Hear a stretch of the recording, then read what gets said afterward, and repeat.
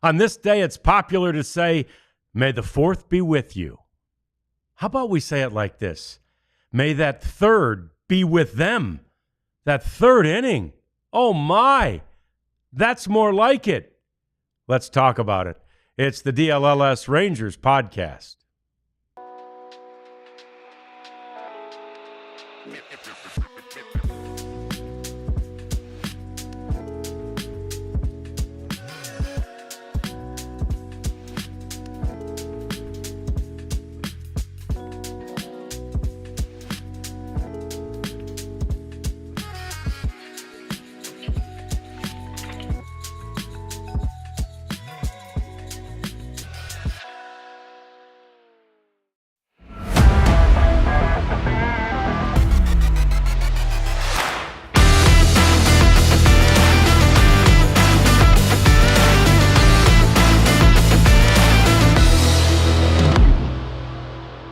Oh, well, we're not kidding. And the Rangers aren't kidding. They're just joshing. Just joshing around today as Josh Young comes through in a big way for the Rangers today from that leadoff spot. What a job he did. He's 3 for 4 today, scored 2 runs in this game, had singles throughout, and then that triple was his final hit in the 4 for 5, I should say. 3 singles, and then his 4th hit was that triple. So fantastic day for him. It paced an offense that was driven by Corey Seager. There's just no doubt his presence back in that lineup gives everybody confidence. This is the DLLS Rangers podcast.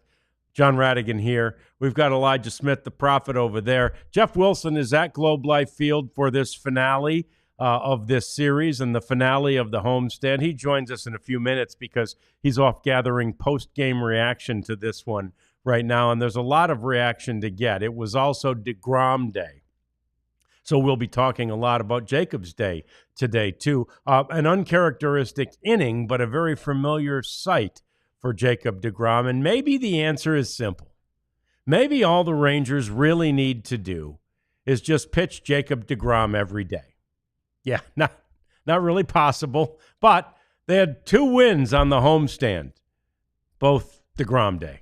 Jacob DeGrom, winning pitcher in both of those games, and it's really nice to see him. And I said it to the prophet when we were sitting there watching. I said, Jacob DeGrom will have a shutdown inning after that explosion when the Rangers sent 11 hitters to the plate in that 3rd inning. So he did. In fact, he was basically unhittable in the next 2 innings, and that was it for him on this day because he threw out a lot of pitches in that 3rd inning that the Mariners were able to put together against him. But the beauty of DeGrom's performance today is the fact that the Mariners were leading almost all of baseball in so many different categories in the American League anyway, in offense. The Mariners' offense, since Edgar Martinez took over as the hitting coach emeritus and Kevin Seitzer came in as the hitting coach, this Mariners' offense is stout. It's good,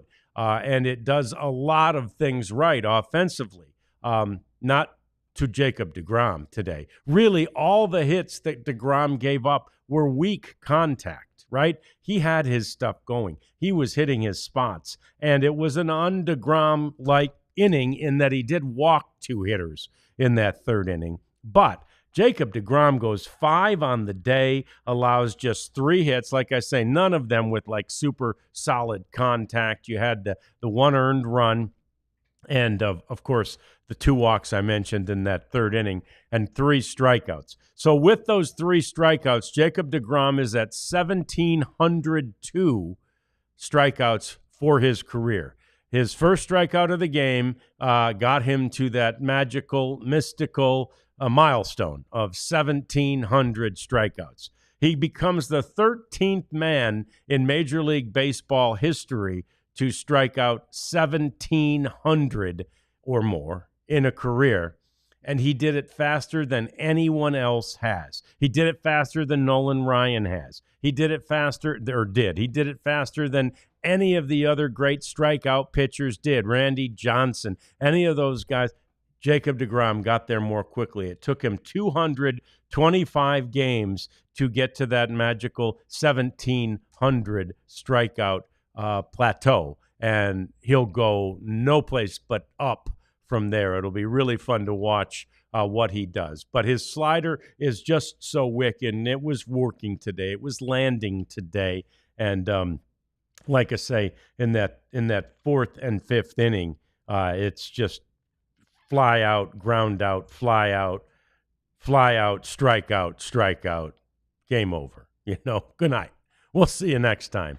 Jacob deGrom gets his second win since 2023, and he did it so efficiently. Other than that third inning, he did end up with 89 pitches in 5 innings. Now that part belies the efficiency quotient. However, the first, second, fourth, and fifth were especially the fourth and fifth, very efficient innings. They were shutdown innings after the Rangers had put up that 6th spot in their third inning. So his top velo today, 98.8 of those 89 pitches that he threw, 59 were strikes.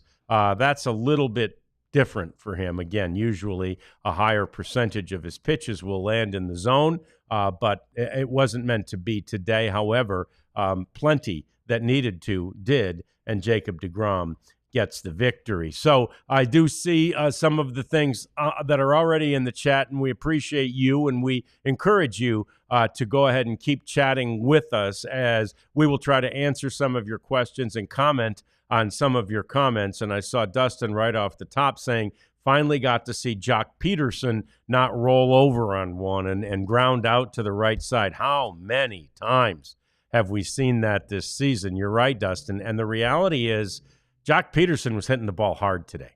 Jock Peterson came up there, and he had a line out in the first inning to center field that could have gotten down. He had a liner, almost more of a looping liner, but the kind of ball that can get into left field in his second at-bat in the third inning, and J.P. Crawford goes up. And, he was in the right spot, and he timed his leap perfectly, but he had to leap, and he got it. He did strike out in that fourth inning, Jock did. But then, man, in that at-bat, he turned on one, and it looked like it was going out down that right field line. He had his hands up in the air. He was ready to celebrate his first home run of the season. He does have a couple of doubles and a triple, but not there yet. I mean, Jock Peterson ends up with another 0 for 4. Yeah, 0 for 4. So, he hasn't found it yet, but it appears that he's making better swings, right? He's seeing the ball better. He's making progress. Bruce Bochy even called yesterday's game, that 2-1 loss, that was another pretty disappointing offensive performance.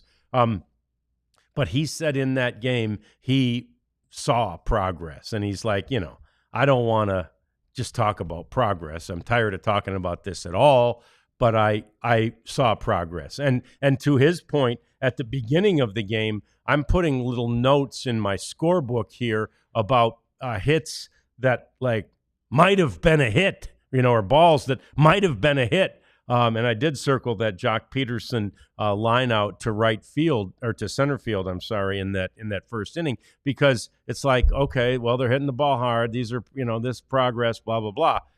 Thank God for that third inning.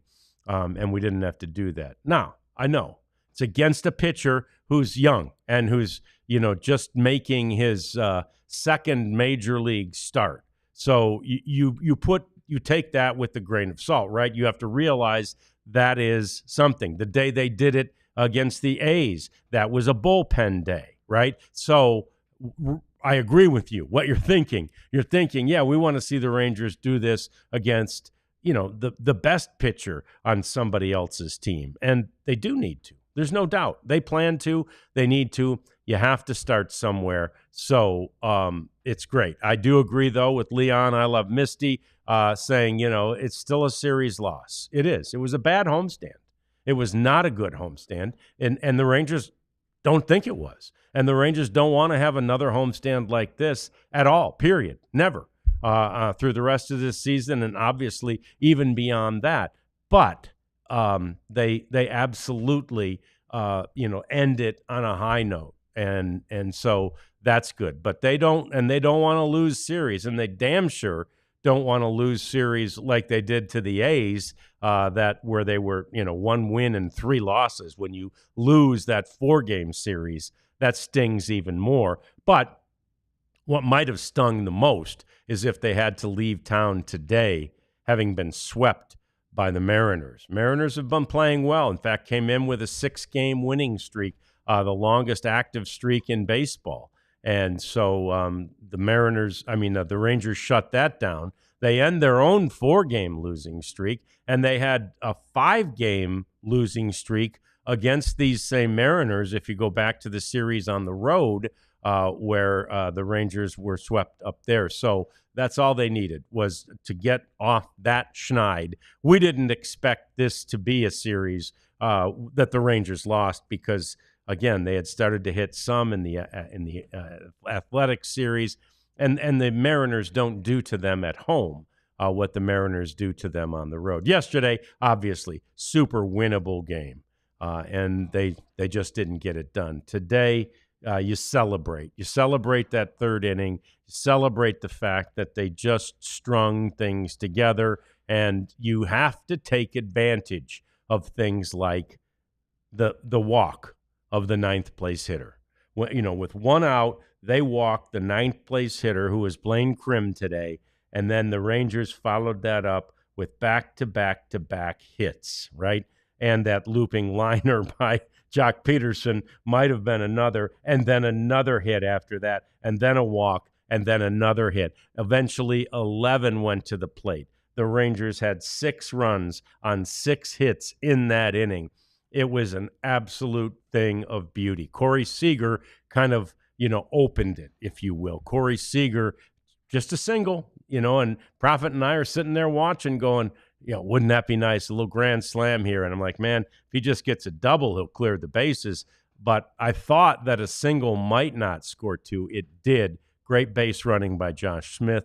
He was chugging down that 3rd base line, and a really nice slide to slide in there and touch home base with that left hand. So, there's things that you love about this game, and there's still things that you hate about this team and this season thus far.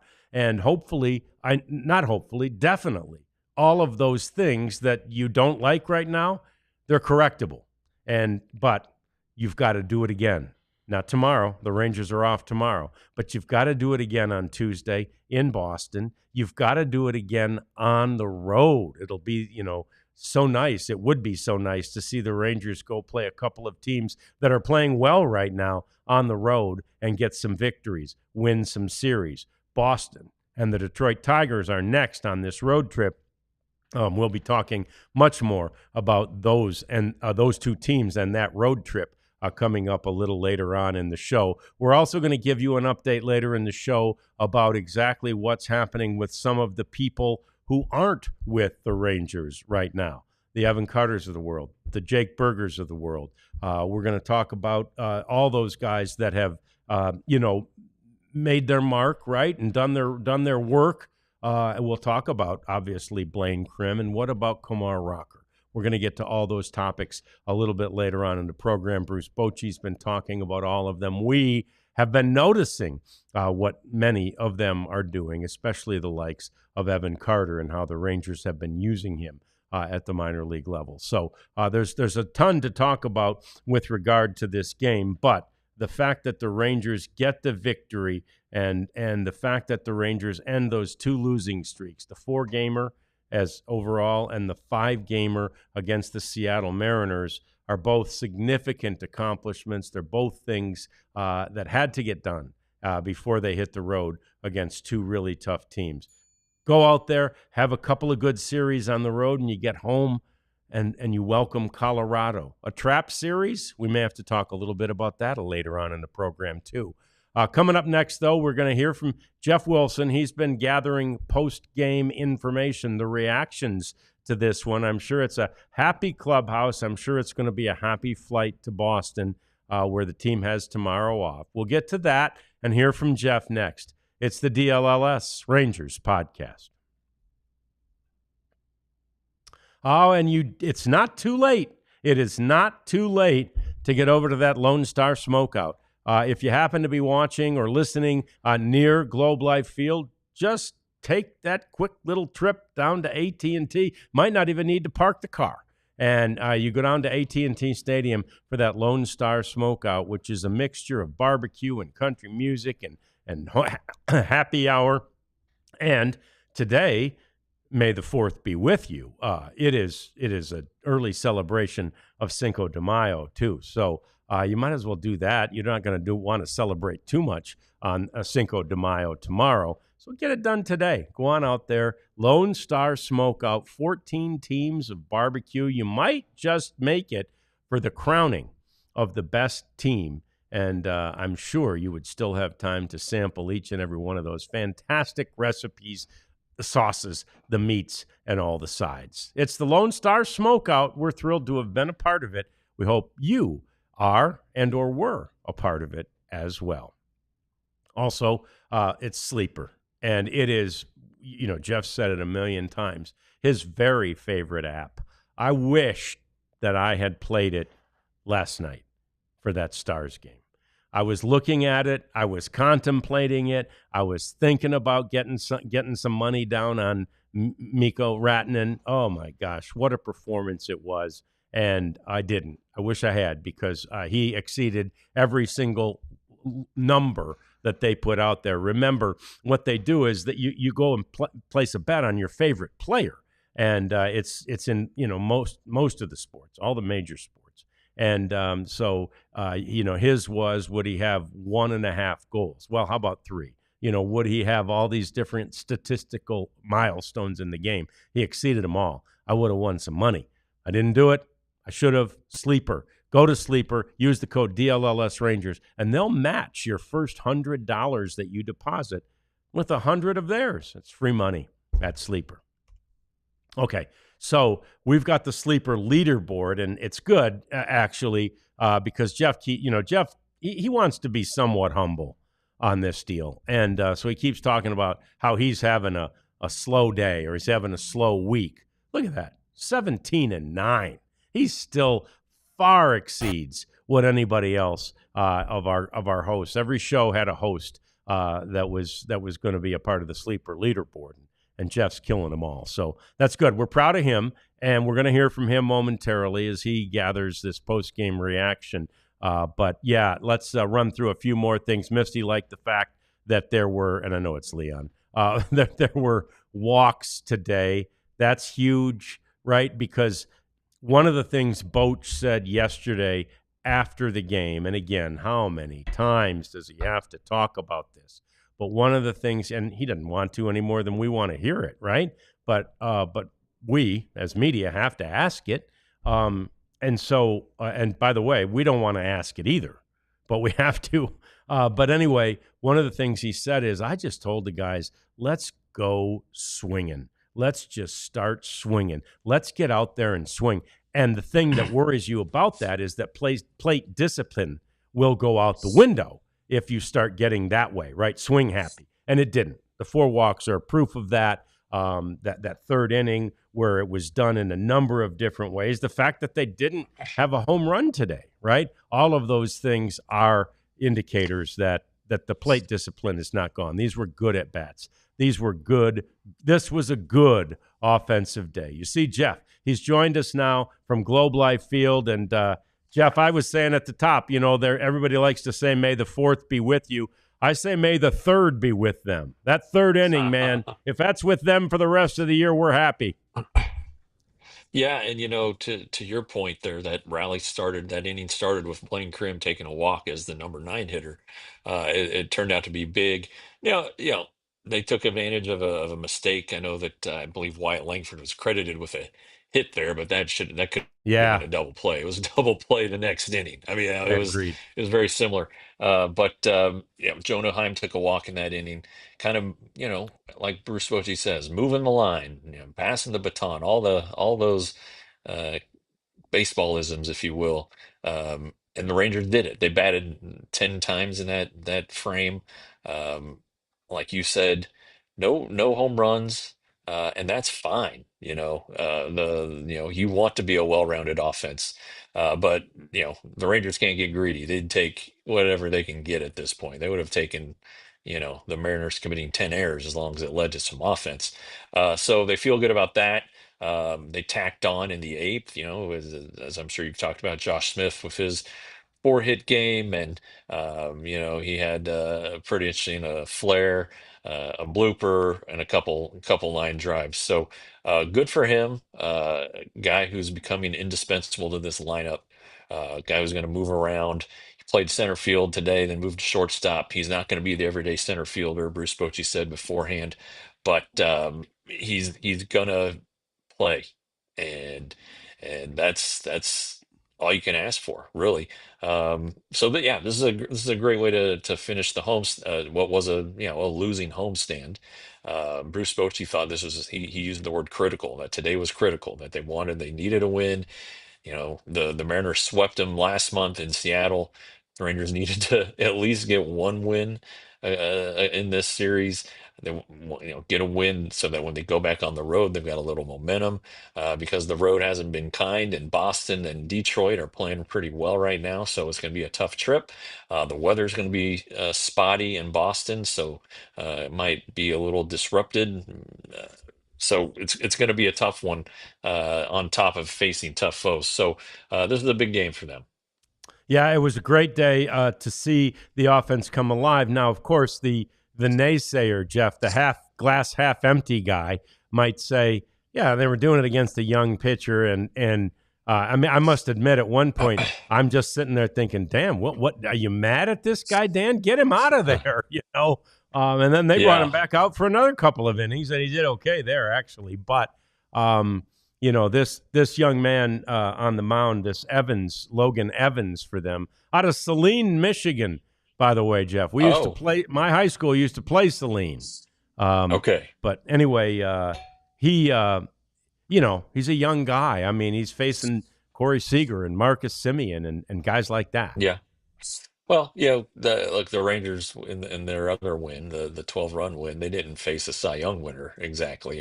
Another young guy who kind of fits the Logan Evans mold, and then face some pretty good darn pitchers. Severino's a good pitcher for the A's. Sears, I don't know what he did today. I think he pitched well, but he's not great. He is against the Rangers. Uh, Brian Wu, a promising young arm for the Mariners. Luis Castillo, who's done it for a while and is pretty good.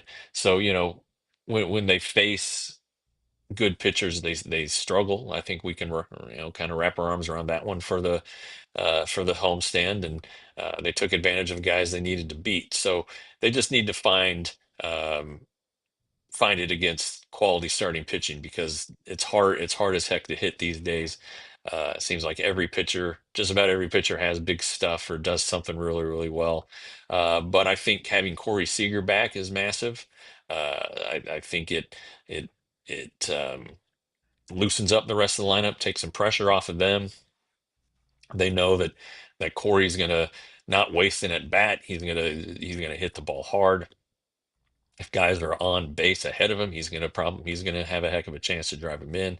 And he had said yesterday, we're just missing the big hit, and he's the one who gave it to him, because that was a big hit. They needed that hit there from him in the third, kind of opened the floodgates. Then some 2-out hits. You always like to see those. Those are daggers to pitchers and to teams. So it's just a good feeling. The clubhouse was happy. It was loud. And of course they were packing up to go, but still, it beats the last couple of days down there. I can tell you that for sure. I'm sure of it. And I was telling our chat room and everybody earlier before you got on, Jeff, that we got to the point at the start of this game, I was starting to note in my scorebook batted balls that might have been hits, like they were hit well. They possibly could have been hit, right? And one of those was Jock Peterson's in the first inning. Jock had another ball that could have gotten down in the third inning. and then he had the one that, just missed being a home run. It was a foul ball, but right down the line and right. So I would think even he is feeling better. He was kind of barreling it up today. He was, and before that Giants series, he was okay too. He got some hits in there, and I thought that he had a decent game yesterday, even though he was 0 for and is now batting about .092 or so, somewhere in that ballpark. It's not a good ballpark to be in, but there seem to be some positive signs there, and maybe that's you know maybe Corey Seager somehow is affecting Jock Peterson. It's hard to tell. They are buddies. They known each other a long, long time.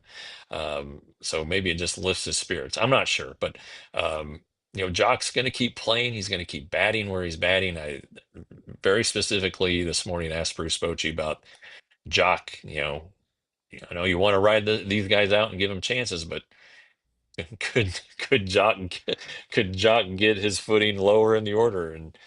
And Boch said, it doesn't matter where we put these guys. You've seen that. They're all struggling. So, I think they like the construction of the lineup, the way it flows with a left-handed hitter there in the 4 hole. And also Boch talked about continuity. He has been moving guys around.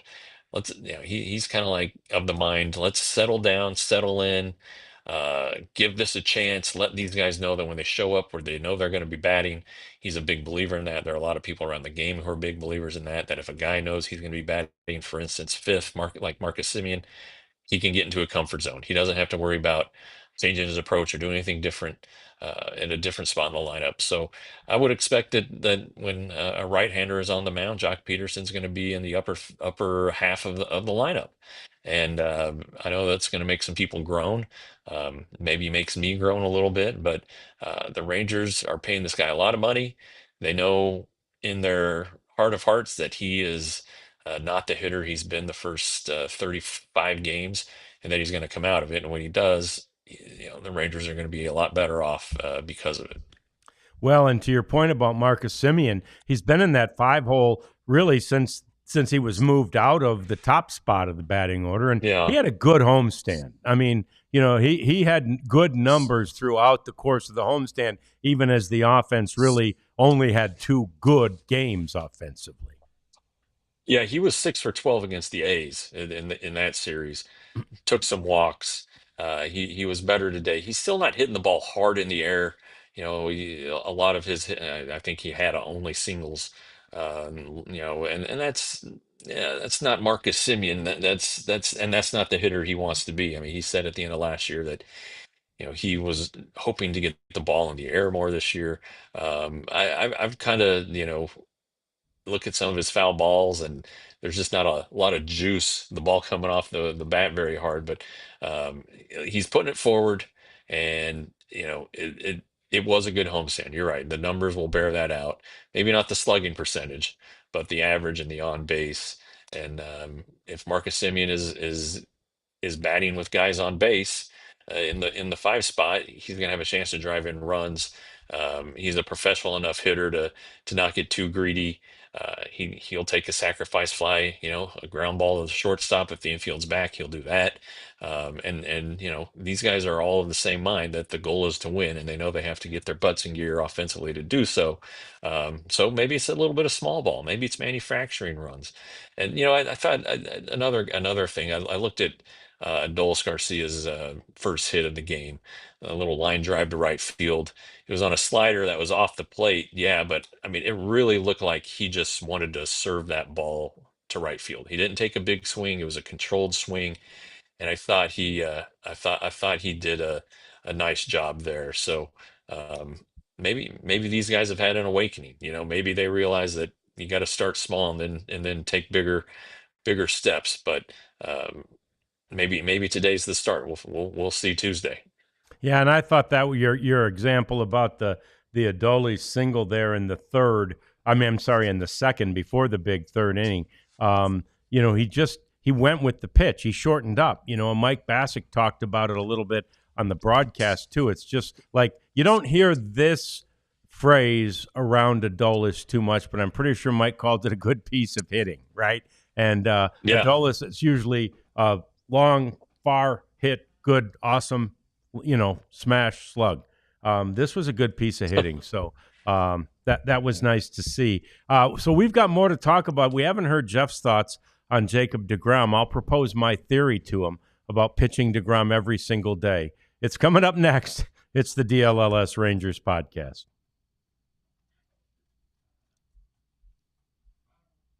Hey, if you're a small business owner, so your hands are full all the time, John, you and your wife might be able to attest to this. Sometimes you just need some extra help if you're trying to find some extra help. And the fine people at LinkedIn Jobs can be your hiring partner. When you clock out, LinkedIn clocks in. LinkedIn makes it easy to post your job for free, share it with your network, and get qualified candidates that you can manage all in one place. So here's how it works. This new feature can help you write job descriptions, quickly get your job in front of the right people and they'll pull up a bunch of candidates. You can either post your job for free or pay to promote it. Promoted jobs get 3 times more qualified applicants. But the most important thing here is that because you're watching our show, you can post your job for free at LinkedIn.com. That's LinkedIn.com/Rangers to post your job for free. Terms and conditions apply. Yeah, Jeff, to your point about maybe wanting to hire people, at the end of our event last night, a young kid at midnight dropped a can of soda on the floor. And it Nah. was like, it was sticky, and it was like, somebody's got to mop it. And I'm like, I'm just going to call Empire today. I'm tired. I'm Get new tired. floors. The hell with Midnight. I don't this. want to mop anything. Let's just call Empire today. I wish I could have. They can't. They don't come quite that quickly, but they will get your job done quickly. If you want Empire today, man, they will come out there and they will get that thing started, and they'll get it done really fast. They'll give you a home field advantage, like the Rangers are striving to get back once they come home from the road. So Empire Today is our favorite flooring provider. If you go to empiretoday.com, use the code DLLS and get $350 off your new floors. So, Jeff, before you came on, I said I think it's pretty simple. The Rangers won 2 games on the homestand, and both were games that Jacob deGrom pitched. So all they have to do is pitch Jacob deGrom every day. Obviously, Well, I'm bad. Yeah. that's Yeah. not possible. Makes, We kind of wish it was, but it's not.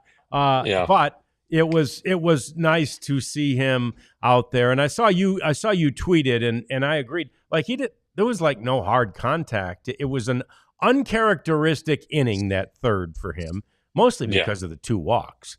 But Right. it wasn't like they were, knocking him all over the yard. 100%. The first what was their first hit? I don't think it was the first batter of the game. It was Julio Rodriguez who Right. hit Yep. that ball in the hole at shortstop, and they almost got him. Then a similar play there in the third for their third hit against them. That was Crawford that I think it drove in the run, didn't leave the It did. infield. Yep. The 2 walks. I thought the Raleigh walk, he might have been pitching a little carefully, just because Raleigh's been kind of killing the Rangers, and Raleigh's really good where Jacob's really good low in the zone. So I think that could have been a pitch around situation. But it was a long inning.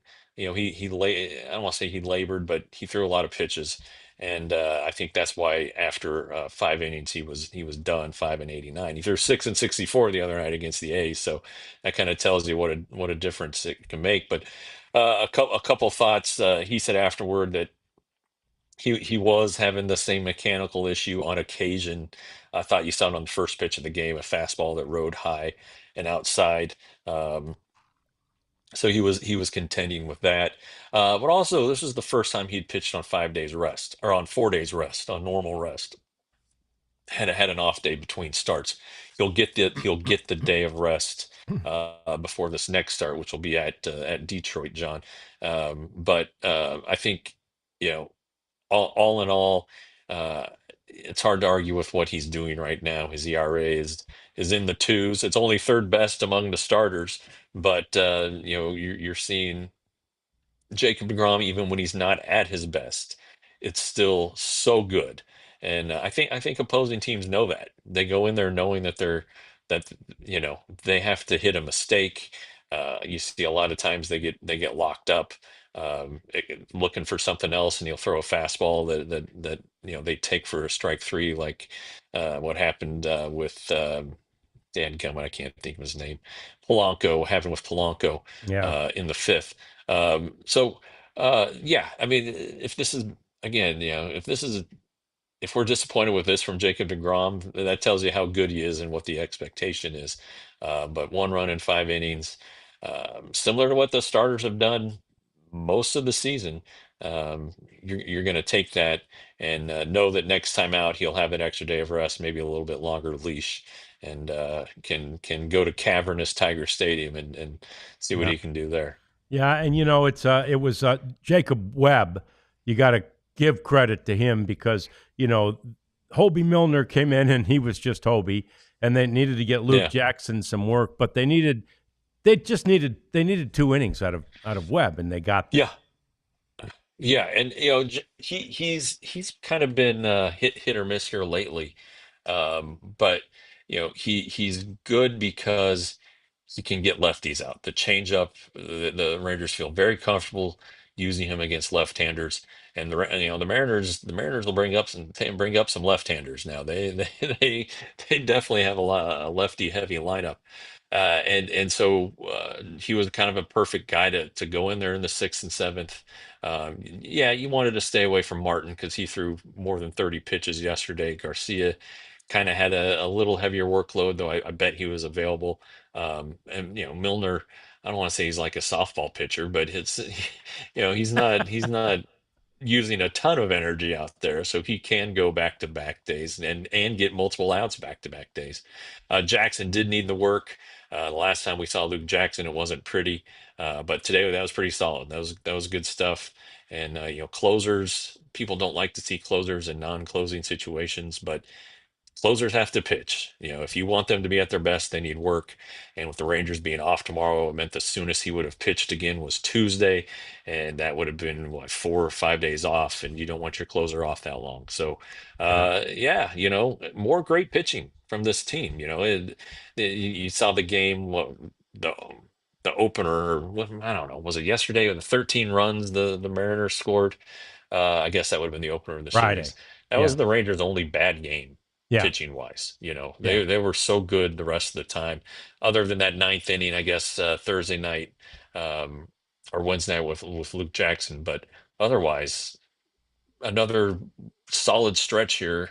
I guess it's been a solid 35 games for the rotation and the bullpen. Sure. Yeah. So let's talk about some of the things I had on the list here, and they've come up in the chat too. David wonders why Jake Berger hasn't been playing in Round Rock. Well, when players get optioned, they have 72 hours to report, and I would guess, I would guess, he got optioned technically on Friday. They might have told him Thursday, but the transaction didn't take place till Friday. He has a young family. We know about his daughter, so maybe they had to line some things up. Find an Airbnb. I don't know. And Round Rock was on the road too. Granted, it was only in Sugarland. Nevertheless, it seems like uh, it's okay. He can go take his time, maybe clear his head. 3 days to clear his head. They start a homestand Tuesday. Uh, See him in the lineup Tuesday and probably just about every day down there. The Rangers don't expect him to be gone long. They think that he's going to go down there, he's going to hit, he's going to remember who he is and what makes him great, and then he'll be right back up. So um, I heard a couple people tell me they think he'll be down the minimum 10 days. So you could see him on the next homestand at that point. But there's no cause for concern or alarm with him not playing. It's just kind of, how when a player's optioned, he has time to report. And I'm sure the Rangers gave consideration to that, and his family and getting settled in a new spot. And one person I wanted to talk about was your man crush, Blaine Crim, who hasn't yet gotten that first hit. But he got his No. first hit. He got his first major league hit by pitch today, and his first major league walk. So he's Yeah. checking boxes, Jeff. Yeah. Yeah, and he admitted that the first game things kind of sped up on him, and he might have it might have looked that way, and that's fine. It happens to all of them. He said it's a good that it's out of the way. He was in there today, made some nice plays at first base, made some He did. nice picks over there on some throws, and yeah, he worked a big walk. I mean, that walked in the third inning, it was a lead off the third inning, kind of got it all rolling. And I'm sure that he'd face this guy in the minors, the Evans guy. I'm sure that I'm not sure, but I would guess that Blaine Crim remembers him from some appearances against Tacoma.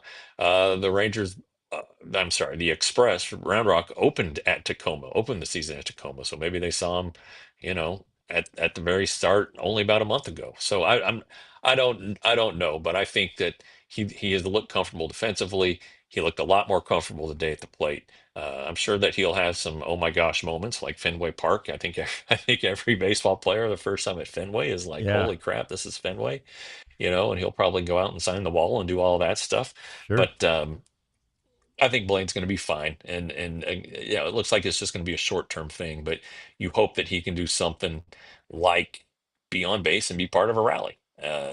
Even that started a rally, and the Yep. Rangers needed a spark. And if you want to go ahead and make the argument that Blaine Cream got it started, by God, go ahead and do it. Yeah, and by the way, scored his first major league run too, because Yeah, he did score after yeah, being walked, and he scored on the Corey Seager hit. So that's pretty yeah, fun. That Corey Seager was the first player to drive you in right from base and get you to sure. across the plate. Evan Carter. Next topic, Jeff. We know last night or maybe the night before they used him in a pinch hitting role. And I think the idea there is they want him to experience things that they anticipate he may experience in a slightly different role than we expected for him if and when he does come back to the major leagues.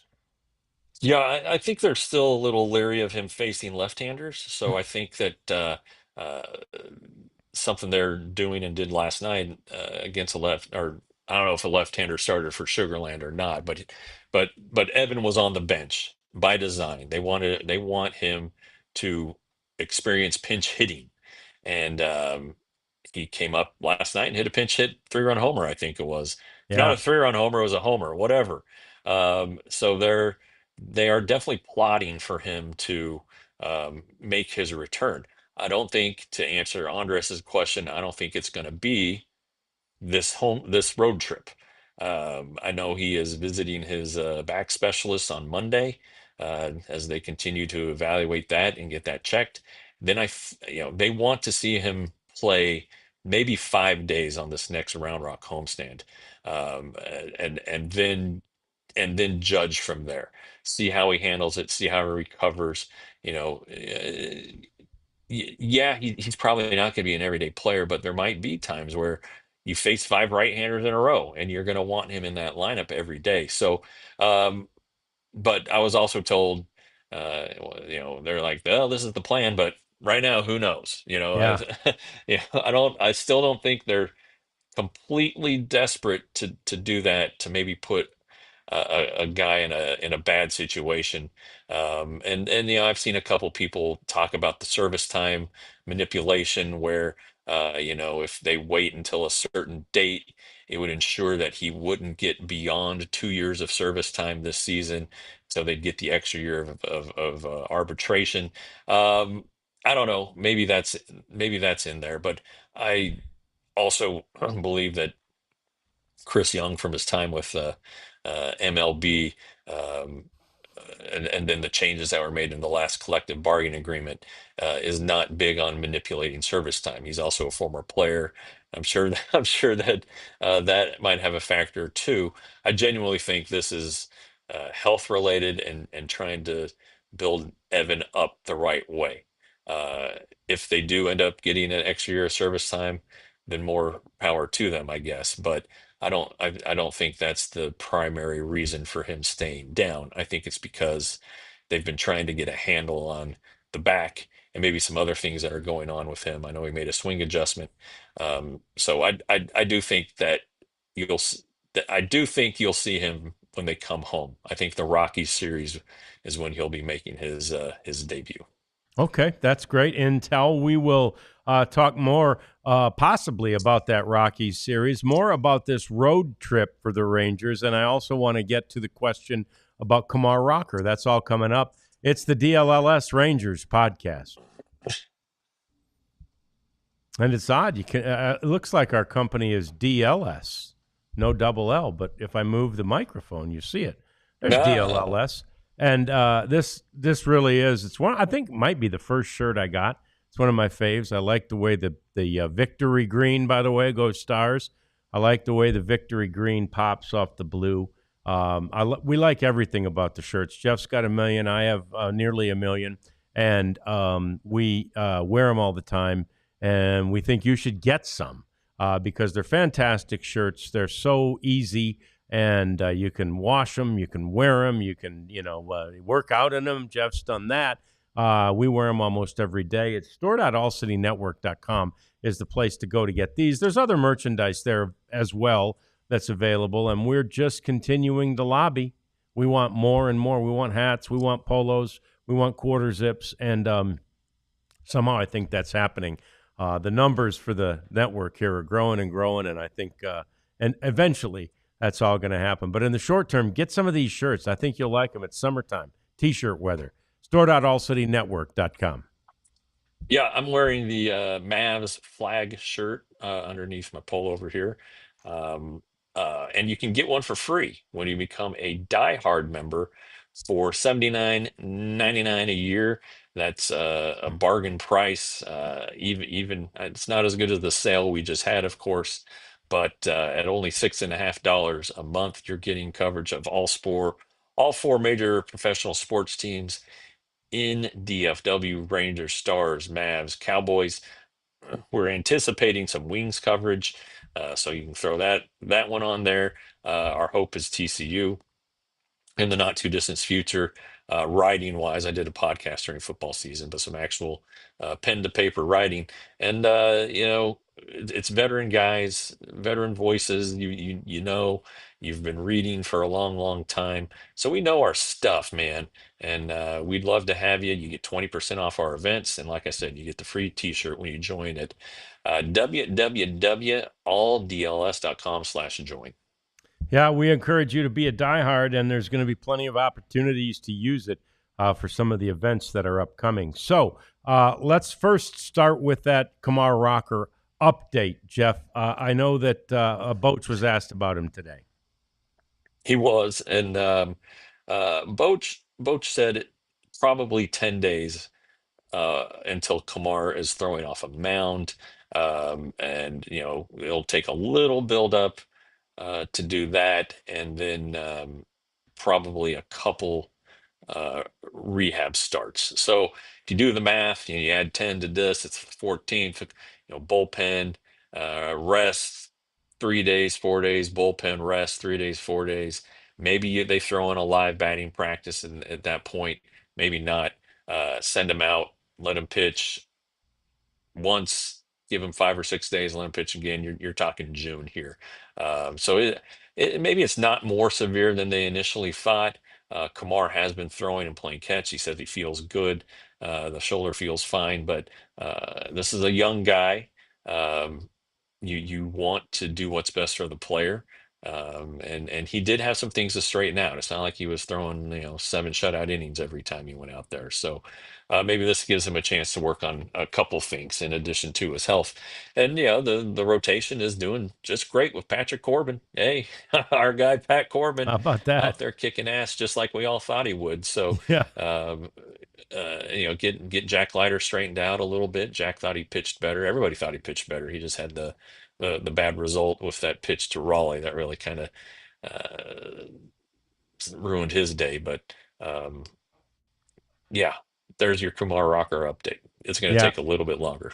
Yeah. And Raleigh clearly is the new Ranger killer. I mean, it's just Yeah, amazing that 2 home run game, including a grand slam on that night against, Jack and everybody else that night. I mean, Cal Raleigh loves hitting against the Rangers. he sure does. And the guy's a good hitter. Well, okay, he's not a good hitter. he's a switch hitting, power hitting catcher, and those are rare. And the Mariners were, I believe they locked him up. They They were did. wise to do so if they did. And he's also a premium defender, Gold Glove winner. I believe he won the Platinum Glove last year. Threw out Wyatt Langford during this series, and Wyatt Langford is very, very fast. Although I will say this. Wyatt that was like Wyatt's fifth time running to second because Seager had fouled off four straight pitches. And I think Wyatt might have been a little bit gassed. Yeah, But nevertheless, don't take anything away from Cal Raleigh, who's a heck of a catcher, and he catches a lot. he does. Yeah, he does. He has a. They put a lot of work on him. So good. He's a young man. He's a good catcher. So glad the Rangers don't have to see him for a minute now. Who they see next is the Boston Red Sox, and I know it's on the road, and I know it's Fenway, and like you say, Jeff, that can cause anybody's eyes to go wide, especially the likes of Blaine Crim. And Jeff mentioned signing the wall. There's actually a door. If you haven't seen features about it done before, I'm sure Jeff's been in there.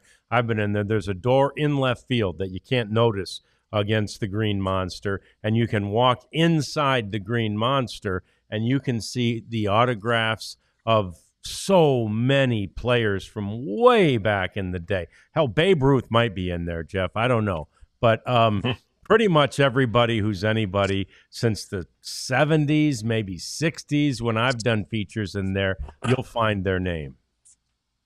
Yeah, it's a cool deal, and um, it's a rite of passage when you become a major leaguer. And you get to play there. They want to see it, and you get to walk in the same dugout tunnel that Babe Ruth walked in, Ted Williams walked in. All these amazing visiting players who walk through that narrow ass steep tunnel Yeah. to get to the tiny dugout. But you're in a place where there's been a lot of history, and it's just fun. And I know they've kind of corporated it up a little bit with the seats now on the Monster and all the advertising that's always been there. But they've done a nice job, I think, updating it. It's basically one way in and one way out. It was for years. They added another exit. Um, to alleviate post-game congestion, and I just really do like it there. It's a charming place. I like Boston. I didn't know if I would like Boston, but I like Boston as the city. It's got a cool young vibe with all the colleges and everything, Yep. and all those Irish guys that want to go out there and drink. Yeah. So I can join into that one, but the weather's going to be crummy. Yeah. It's raining. It's going to rain tonight. It's going to rain tomorrow on the off day. Tuesday looks like there could be some trouble getting this ball game in.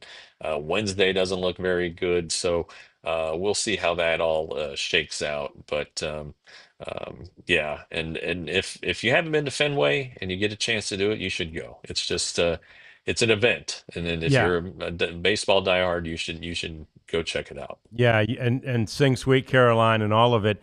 I will say too, and I know exactly what you're saying. When I first saw those Crawford seats, or not Crawford, but the monster seats out there, I was like, "What are they doing?" I'll tell you what. I've sat in those a couple of times. If you go to a Yeah, game, see if you can get some of those seats. It is yeah, a spectacular view. You feel like you're so close, and you feel like you are right on top of the action, man. It is a really cool place to sit. So maybe not this week if it's going to rain, right? Although you know what, yeah. take your rain gear and sit out there, because that way, there some of the normal people might not want to sit out there, and you'll have a little extra elbow room. But I love sitting up on those top of the monster seats. They're fantastic. It And yeah, it seems like it always rains when the Rangers are in Boston. yeah. It just always seems that way. Yeah, and it always rains runs. I think it was Leon said in there that when he went to Boston one time, it was, the Rangers were up 6-2 and lost 7-6. You and I have both been there more on Yeah. more horrendous comebacks by the other team. I remember, might have been Derek Holland's first road start or something, and the Rangers go out and give them a 6-run lead or something. The poor kid just gave it up in the next half inning, and on the inning after that was when I was supposed to interview his parents who were there watching, and I was sitting with him, and I kind of go, well, we'll catch you in the next city or whatever. I'm not going to ask them after he got yanked. Anyway, the point is, yeah, I mean, no lead is safe at Fenway Park. No, I mean there was a game. Maybe this is the same one. I thought Tommy Hunter pitched in this one where the Rangers were down like 15-1 or something ridiculous. Came back and tied the game and then ended up losing the game after they had tied it. But it was like a football score. It was like Yeah, 17-14. It was yeah, it was yeah, something crazy. I'd have to go back and look. It was '08 or '09. And I remember the first series I covered there was on it was a wraparound weekend because it was Patriots Day. And so the marathoners were all in town, and the 10 a.m. start or whatever it is, the 11 a.m. start. Ian Kinsler hit a home run off of Tim Wakefield. I remember that. Josh Hamilton had a good series, of course. That was his first year with the club.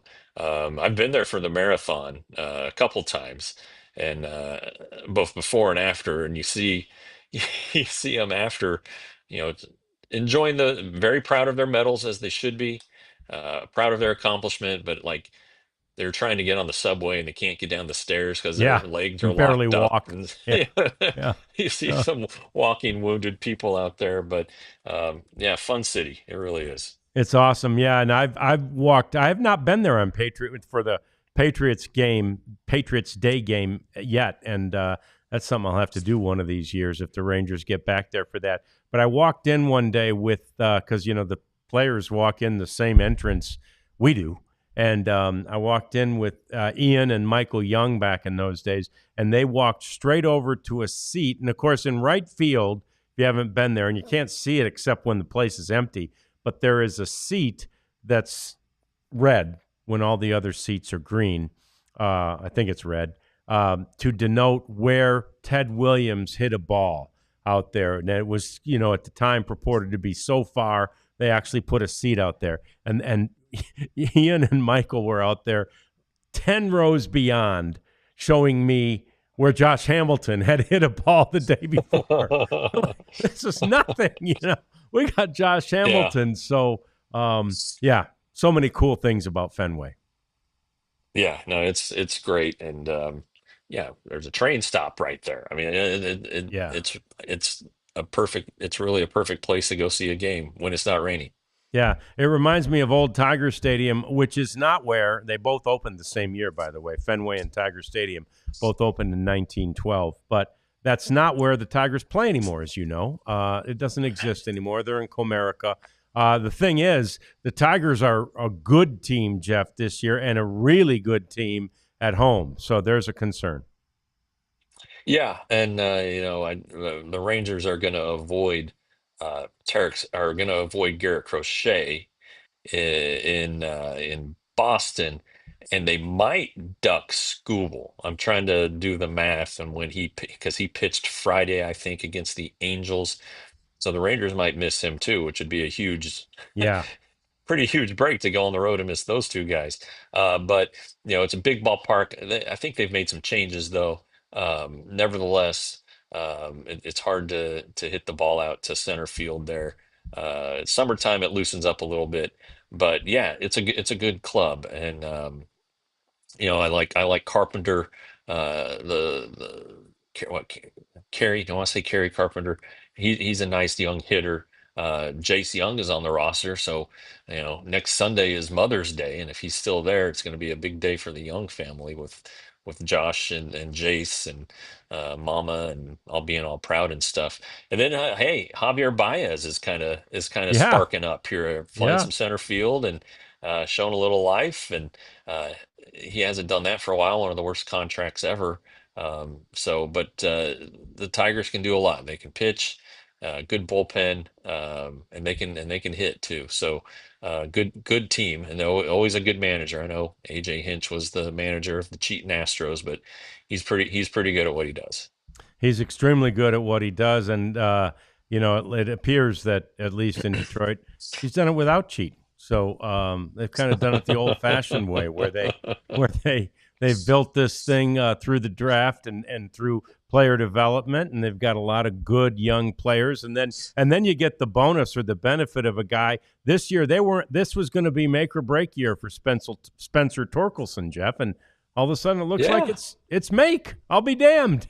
You know. Yeah, again, these guys just take time, Yeah. and sometimes they come quick, and sometimes it takes forever. I always talk about Nelson Cruz. He's kind of the first guy I think of when uh, it sometimes takes guys a little bit longer. It took Nelson Cruz a long time, and he ended up with more than 400 career homers, and you know, did some great things for the Rangers in the postseason. So yeah, a late bloomer, but also maybe he Torkelson was like, look, gosh, this might be the end. I mean, he got sent to AAA last season. Yeah. Um, first overall pick. It was like never a doubt. The 2020 draft. He was always going to be the 1-1 from Arizona State, and it took a while. And it's not to say he might not fall apart in the rest of the year, but it's been pretty good so far. And you like to see that stuff. You really do. If you're a baseball fan, you like to see that stuff. Yeah, and we like to talk about it. We'll be doing that all week long here on the DLLS Rangers podcast as we give you the updates from the road. Of course, we'll have a getaway day game to talk about on Thursday in Boston, and we'll be there each and every day talking Rangers and hoping they can continue to do what they did today in that third inning. Thanks for joining us today on the DLLS Rangers podcast. We all silly like the mayor. I didn't look. Are we on at noon or 1? Have you noticed? 1. 1? Yeah, 1 o'clock. Um, Pretty much keep us at 1. let's- I don't mind that. yeah, that's fine with me. Yeah. One lounge, one podcast, and then the 3:30-ish for the getaway day Thursday Yep. in the Yep. podcast. Yep. I may have my sister and my niece just in here watching us on Tuesday. Because All I'm right. gonna go take them to the airport. They're here mostly to see my granddaughter, but Sure. they're gonna see us a little too. So anyway, All right, great. I'll keep you posted. Yeah, sounds good to me. But yeah, yeah, shit, we got done early. We got done early today. I Yeah, had that's to kill nice. about 10 minutes up here. Yeah. So Oh, I went to is the that right? bathroom, and Oh, wow. yeah, You were done quickly downstairs, yeah, we were done pretty quick. So um, but you couldn't yeah, go I on need to go to you couldn't go yeah, on I until waited until they were off the air. yeah, yeah. So And it all still right. worked out well. We only Yeah, I mean, delayed 20 minutes. We didn't delay, forever. We only delayed 20 minutes, so it wasn't bad.